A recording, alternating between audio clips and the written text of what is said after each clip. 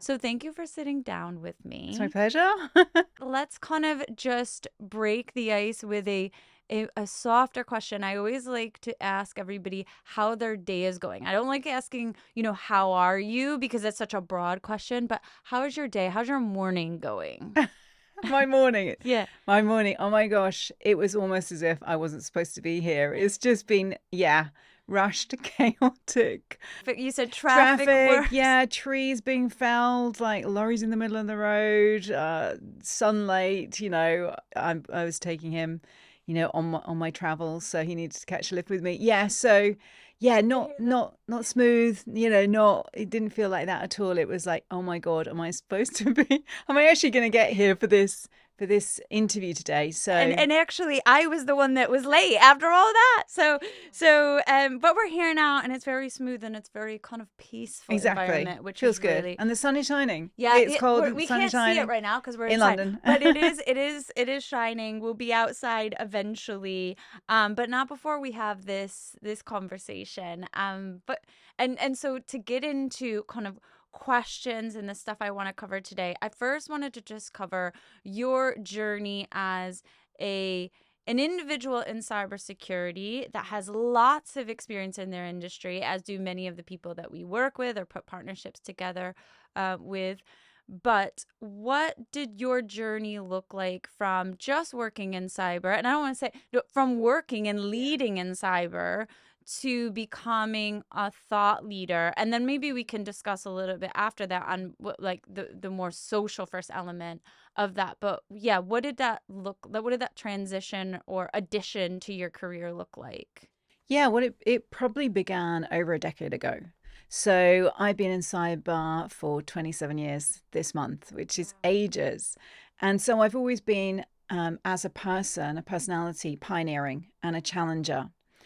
But I was always the person behind the scenes. So building companies, pushing other people forward, staying away from PR, what if I get it wrong? So really not using my voice and staying out of the limelight. And over a decade ago, I realized actually that I needed to change that. I didn't really know why, but instinctively, intuitively, I just knew I needed to get good in front of a camera, to be using my voice more. I was already writing, but not to the extent that I am now. I mean, it was completely different a decade ago.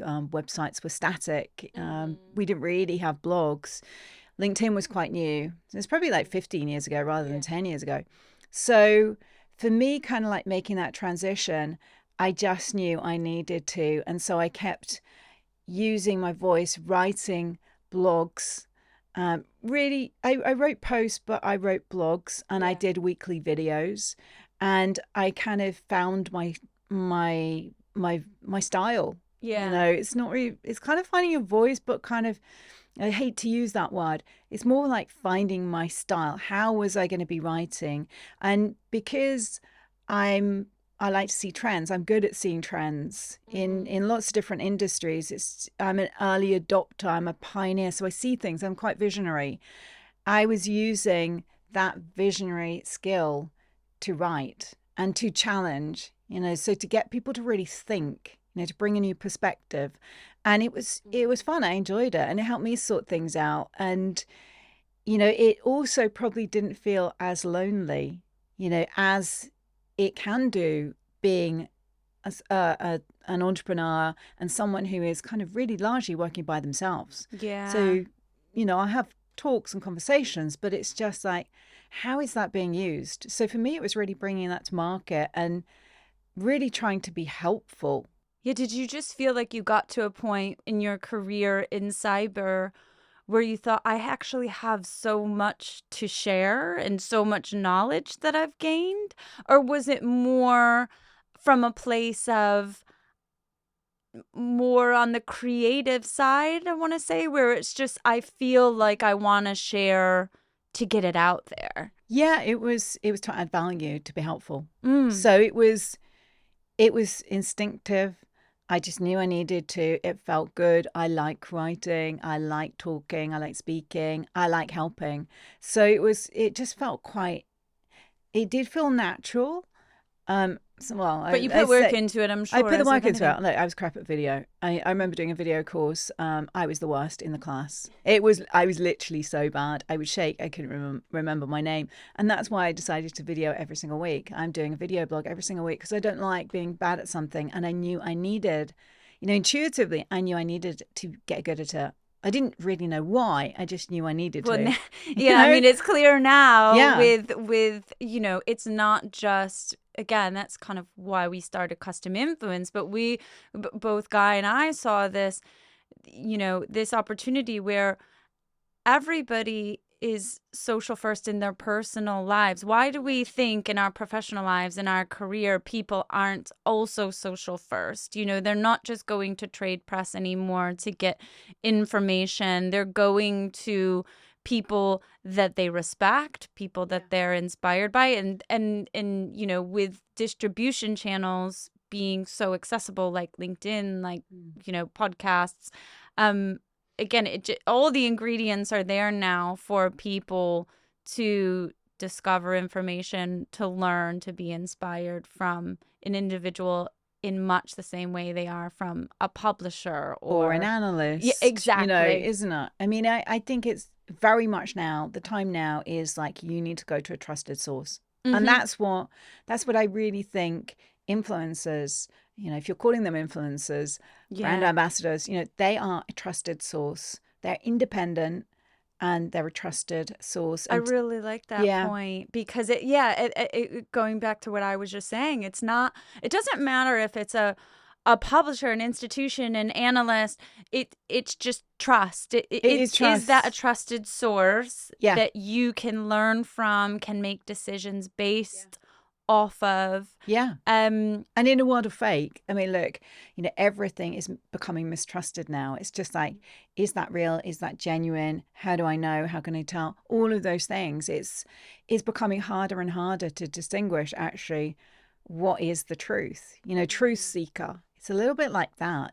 So I think influencers, good influencers, thought leader, influencers in the B2B market are very different to B2C. We had this conversation a couple yeah, of weeks ago where, I said, I I think B2C, business to consumer influencers are far more about the aspiration. yeah. You want to be like them. You want to have what they have. That's what they're kind of like selling. They're selling the dream, the aspiration. I think for us as B2B influencers, we're selling trust. Yeah.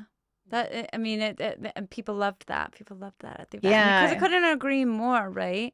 Going back to LinkedIn and then where you share and where you produce content, did you see your audience grow over time? Was it like a steady increase over years, like you said, as you started to write and share and Yeah. do videos? When did LinkedIn pop for you? Was it overnight that all of a sudden there was a viral post and then it just led to really big growth, or was it steady over time, or do you not remember? Yeah. I mean, I don't really remember. I didn't really track, Yeah.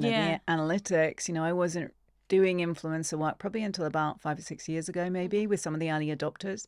And so I wasn't really tracking it. But what happened in about 2018, LinkedIn came to me and they said, look, we want you to become a LinkedIn top voice. So that was really, really new. Mm-hmm. Now the top voice, the blue badge, I think has really been devalued. There, LinkedIn is handing them out to anyone who does posts. I think But they've changed that actually as have of they? late. Well, I have to verify it, but what they made an announcement of was that they were going to get rid of the yellow badge, The community the ones or like community the ones, specific? and sunset those and keep the blue ones, but we shall see. I Yeah, still saw, actually yesterday I saw a yellow one, so I know that hasn't yeah. actually I just been, finalized. I But just think I really think they're devalued. That it's confusing. There are yeah. more and more top voices. People who are just doing posts, and that's good that they're posting. But in at the beginning, it was those who were publishing. They were writing thought leadership blogs, not just Mm-hmm. posts. Yeah. So what happened with me? I wrote a blog that kind of just took off, and I didn't know. I was just be out there just writing and trying to be helpful. And this blog took off. LinkedIn contacted me and said, look, we want you to have this. I was like ecstatic and really proud.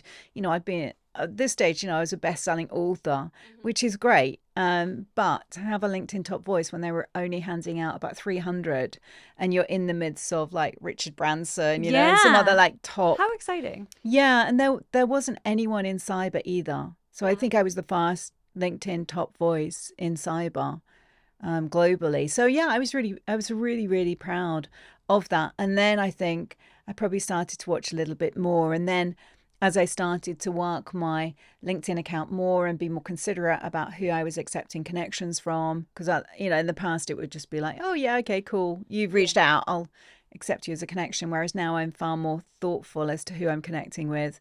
And then, nowadays, again, I was quite an early adopter of the newsletter because I could see how blogs and newsletters were changing and how you could get more views with the newsletters. This is probably about maybe 2 years ago. It feels like 2 years ago.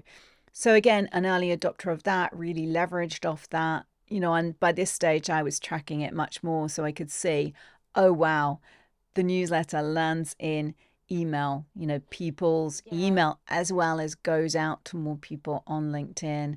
So there was a change, the There's algorithm is constant changing. It's changes. What do you constantly, like yeah, doing now? And it's so kind of where you're at now in terms of content. You've talked about you wrote a blog, then it moved into yeah, a newsletter. You obviously do posts all the yeah, time. yeah, But what do you think your audience likes right now? And what do you like to do? yeah. Well, videos are good, like portrait videos. LinkedIn is favoring them. So for me, it's about really capturing attention because LinkedIn is changing. It's becoming, just the videos that they're showing you, they're recommending really have, for me in my feed, they've got nothing to do with what I'm doing. Yeah, I think a Just lot of that is probably the inventory. Let's call it the yeah, inventory probably isn't there in some sectors and maybe many sectors right now. And they're kind of maybe. and I think time will tell on whether or not LinkedIn is really going to go full in on Yeah, video or if this is yeah, an experimental exactly. Yeah, phase where they're yeah. trying to find their footing on how professional content that's social first Yeah, lives, breathes, dies. I yeah. don't think anybody really knows. Well, But this is it. So you're testing all the time, and it's hard. So for me at the moment, I'm really trying to combine entertainment with the thought leadership piece. So something that is really adding value, yeah. that is a little bit unique, and something Mm. that might be entertaining, which is really, really hard all the time whilst like building trust. So yeah. So that's kind of what I'm seeing. I do enjoy thinking about how to bring that to life. It's just like, well, creatively, like how can I do that? And and then I'm mindful of my audience. And then also, well, where is my audience? Are my audience like getting fed up of LinkedIn? Do you need to go Just somewhere else? well, Yeah. this is it, and it's kind of like looking at all of that, and then not necessarily wanting to put all my eggs in one basket. So I've always used a variety of platforms. Twitter is, I kind of stopped using that absolutely months and months ago. It's toxic. It's horrible. It doesn't. It's not useful to me Yeah. anymore. So I don't hang out on But there. then there's new platforms popping up. But I then think there's new like there's Blue Blue Sky. Sky. Yeah, Yeah, that's been big this yeah, week. Everyone's talking exactly. about Blue Sky Yeah, and after post election, how many yeah, people. So there's always yeah, it's so interesting. I think from a content creator or a thought leader's perspective because you have the thought leadership part yeah. and then the strategy around content, how you're sharing and when This you're is up. sharing and the style of content. Yeah. I think another thing that we've talked about before and that must be difficult is um, where are the lines or the boundaries between what views are your own and what is reflective of I don't know you have all of this responsibility, right? Seemingly it's you're representing your industry but you're not speaking always for Yeah. an industry. You're not always speaking for Yeah. a brand that Exactly. you may be partnering That's with. right. And I'm sure that must be challenging. How do you Yeah. look at that?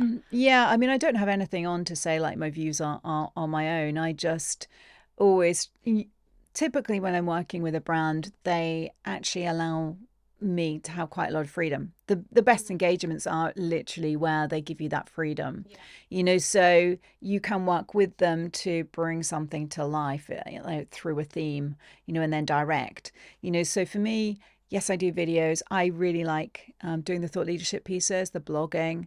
It's quite fun covering events as well. Yeah, You we know, were just talking about events yeah, before. Events yeah, bring a whole, I think you're the second person that's yeah. spoken to me about how events and creators, thought leaders, and coverage of that is Yeah, just fun, exactly. Exactly. So you can combine it. You can do the posts, up to the lead up to like promote it. Then you can cover it whilst you're there. You can do interviews with like key personalities, thought leaders there.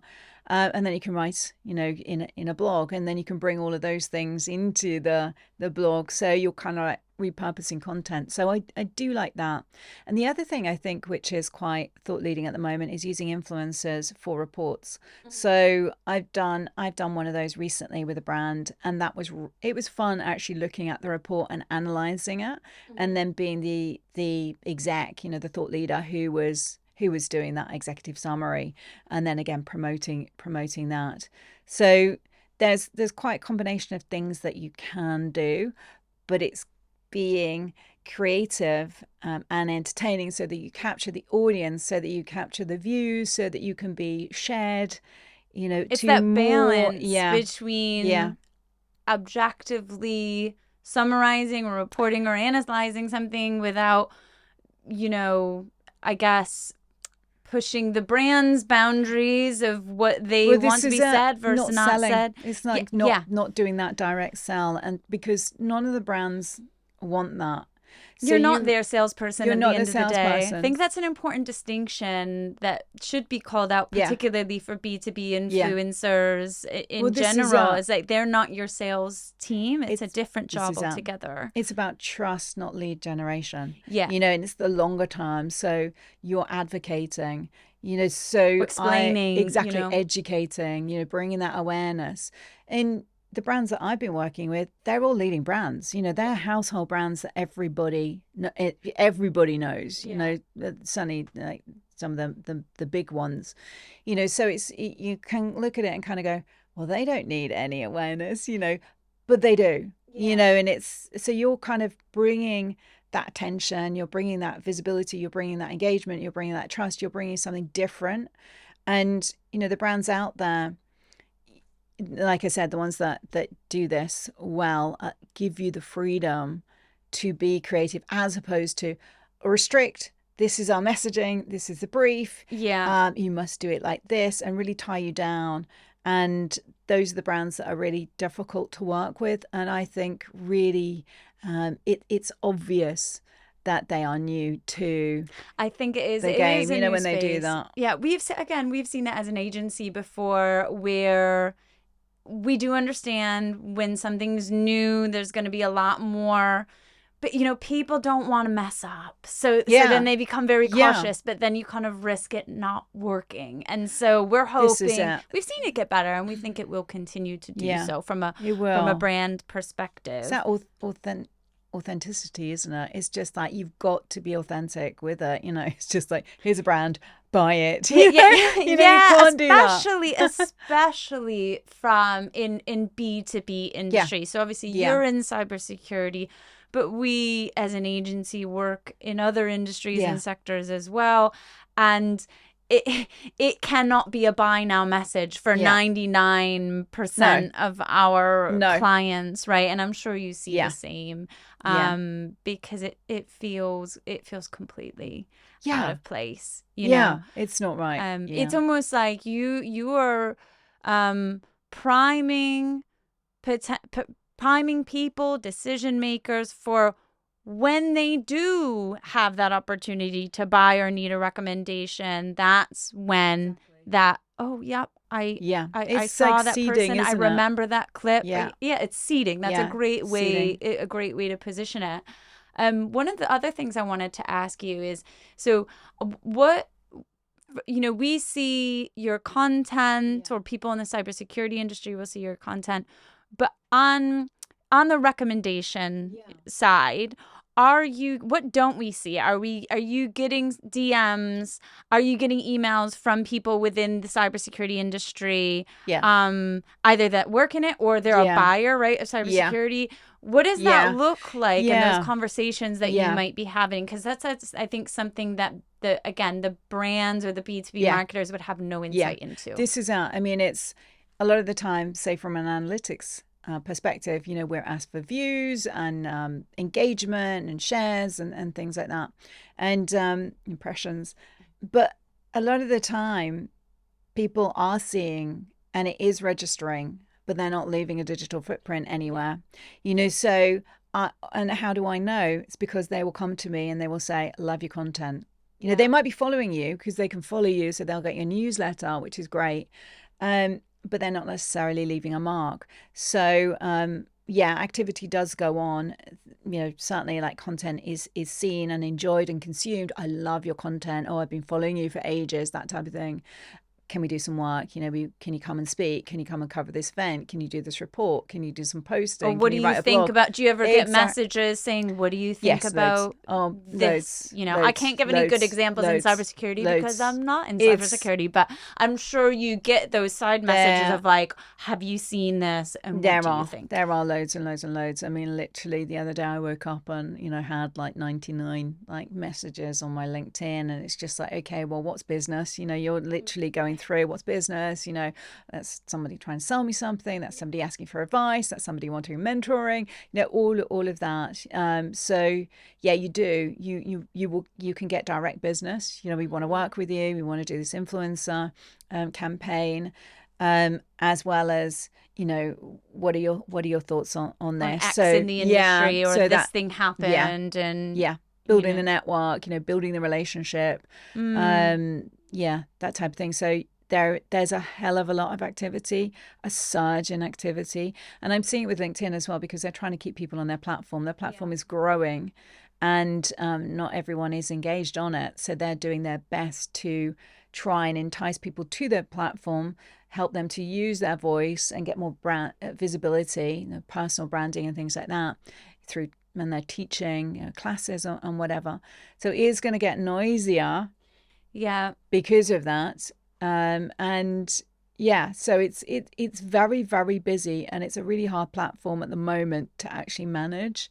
I think this is really opening my eyes to what a day looks like for somebody like yourself Yeah, on the thought leader side of yeah, all of the yeah, messages you're getting, yeah, having to know the industry that you're an yeah, expert in and have worked and led in for years, having to balance content, what you're posting, what you're yeah. writing about, who you're giving your time to, um, Yeah, the algorithm, like what's happening with the the algorithm, yeah, algorithm. exactly. Do we do pods, in order to Yeah. get more visibility? Because if you don't, then your content is only being seen by X percentage. Yeah, there's so many questions Yeah, around the business yeah, of being an influencer, thought leader, and yeah, content creator in and of itself, completely separate from yeah. just, the cybersecurity There is, industry. it's completely, and you've got to be on top of that. You need to know the ins and outs of that. Yeah. So be an expert marketing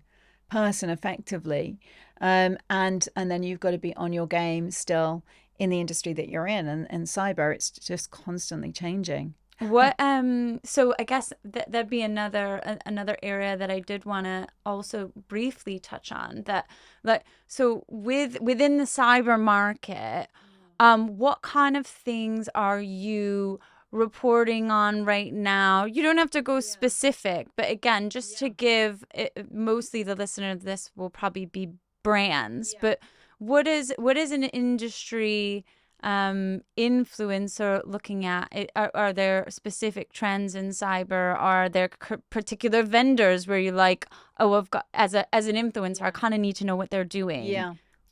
I mean, that would be great. It would be absolutely great. And the thing is, like, from a brand, a vendor perspective, if you're doing multiple campaigns, then that kind of signals, well, they're quite happy with you, and there's a longer term engagement that is likely.